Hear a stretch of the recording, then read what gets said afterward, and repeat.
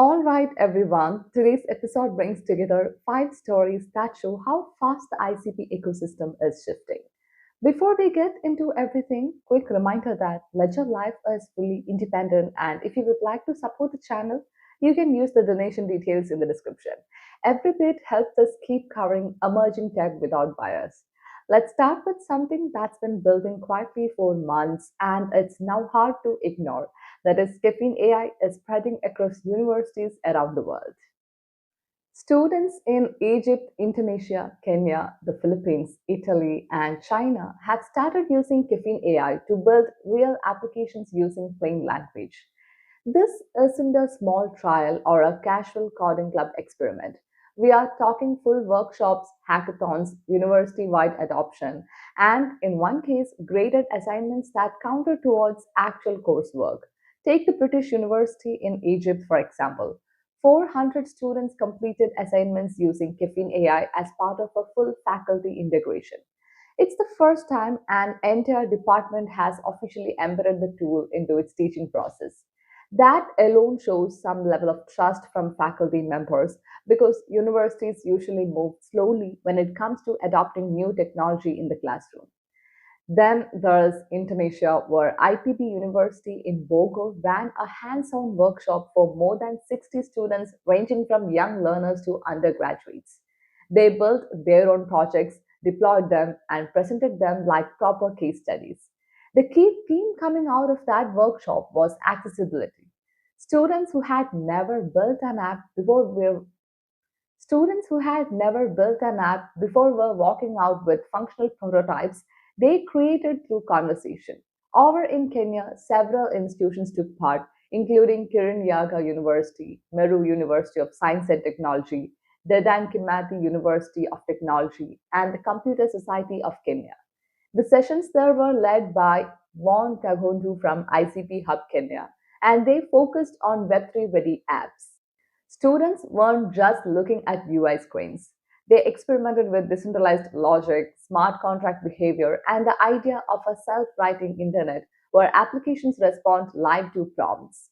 The scale expands even further in the Philippines, where a multi university hackathon brought together around 200 students from National University of the Philippines, De La Salle University, Ateneo de Manila, and AMA Computer University. Across both the developer and non developer tracks, they produced more than 100 prototypes. Some explored social issues like flood reporting systems, while others went more creative, building tools with themed interfaces and unusual mechanics. In Italy, students at Politecnico di Torino explored the platform through what they called a promptathon. And at European Researchers' Night in Pescara, a PhD researcher named Julia showcased an AI powered tutor app she built on Caffeine AI. She nicknamed Osvaldo. Her project shows how quickly students can shift from an idea to something they can actually show to the public. China rounds out the story, where Duke Kunshan University has launched a digital innovation challenge. Finance students, data science students, global health students, and several other disciplines are being encouraged to use Caffeine as one of their core building tools. They have already announced field trips and workshops to help students go from research to pitch day. Analysts say Caffeine AI's core advantage is its ability to turn natural language into functioning Web3 apps. That includes front end, back end, and smart contract logic. Built on the Internet Computer Protocol, these apps can be deployed in a decentralized environment without relying on external cloud services. For universities, this approach removes a lot of the friction. Students can experiment with logic without spending weeks setting up tools or debugging syntax. Educators who have worked with the system say the instant feedback loop is particularly valuable. You type an instruction and you see the app shift in real time. That keeps students engaged, especially those who might never have considered software development as a career path. There are challenges though, and this is important for balanced coverage. Some institutions say that integrating tools like this into established curricula takes time. Faculty members need training. Some question how to assess app quality when tools automate a large chunk of the work. There are also concerns about infrastructure. since decentralized deployments require stable connectivity. Intellectual property questions have come up too, especially around student built apps. The big test will be whether these early experiments turn into long term coursework. Will these tools shape how computing and entrepreneurship are taught in universities? Or will they remain optional extras? For now, we are watching a genuine live experiment unfold across 6 countries. Let's shift to our second story, which focuses on the ICP ecosystem itself. Long term staking has hit 150 million ICP locked for 8 years. That's the maximum possible duration inside the network nervous system. Even if someone chooses to unlock today, their tokens remain locked for the full period. Supporters see this as a strong expression of confidence in the network's future. They point out that those long term stakes receive higher voting power and higher rewards. So many holders believe in the long arc of ICP's roadmap. Critics push back on that interpretation. They argue that long lockups are a personal risk calculation, not necessarily a public endorsement. Incentives naturally encourage people towards longer commitments. For them, this milestone is one data point among many, not a guarantee of long term success. To add context, around 239 million ICP in total is currently staked across all durations. Meanwhile, the total supply sits near 540 million, meaning roughly 300 million ICP is circulating or in shorter term stakes.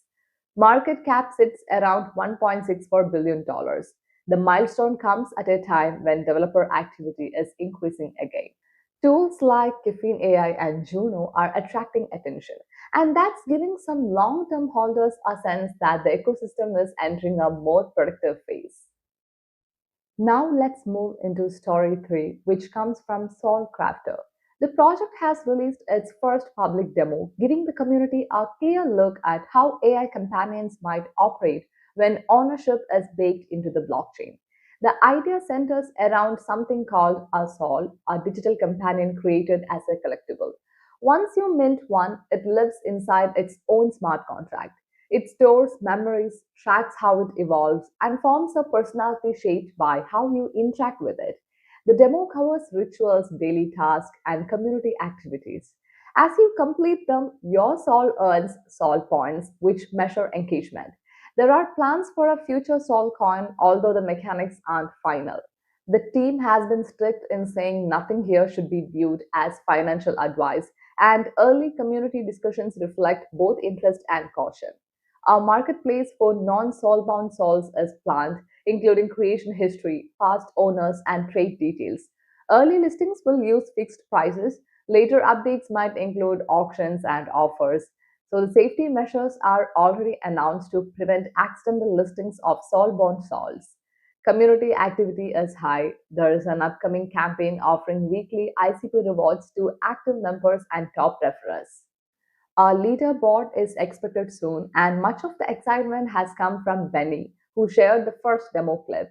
As with any early Web3 project, reactions range from enthusiasm to skepticism. Supporters like the combination of AI identity and on chain ownership. Others want to see how the team handles token mechanics, long term data management, and the ethical questions that surround persistent AI personalities. That brings us to story 4, which takes us to Lenton. On 1st December 2025, the city will host a full day Caffeine AI event. It's set up as a hands on experience for people who want to explore the self writing internet concept. Guests from Bloomberg and Google are expected to participate, along with developers, researchers, and startup founders. Attendees can try caffeine at interactive pods, watch demos, and listen to panels. The centerpiece is the promptathon, where participants create applications using natural language. There are 2 tracks: commerce apps and personal apps. First place in each track wins $1,000, and every participant receives a swag bag. Entry is first come, first served, and everyone must bring a laptop to participate properly. Photography and recording will take place, and the organizers emphasize a respectful and collaborative environment. The event is likely to attract not only builders but also investors, academics, and curious newcomers who want to see how practical conversational app creation can get. Finally, Story 5 ties into the same theme of accessibility. A creator known as Apaspice has rebuilt Flappy Bird using Caffeine AI despite having no coding experience. He says it took him about 30 minutes. That clip has gone viral in crypto circles because it shows how quickly a known developer can create something playable. Fans see this as a glimpse into a future where anyone can build apps and games through prompts. Critics say demos like this don't reflect the complexity needed for long term development. They also raise questions about scalability and intellectual property. Caffeine AI is designed to remove early hurdles, not replace traditional engineering for advanced projects. The value lies in moving from idea to prototype quickly, then deciding whether to take the project further. As more experiments surface, we'll get a clearer picture of how far prompt driven development can go and where the limits start to show. That wraps up the five stories. If you found this useful, don't forget to support Ledger Life through the donation details below. It helps us stay independent and keep delivering long form coverage on the internet computer ecosystem and the wider digital economy. The Ledger Life newsletter is out now, so go and check it if you want deeper weekly insights and behind the scenes reporting. Thanks for watching, and I'll see you in the next episode.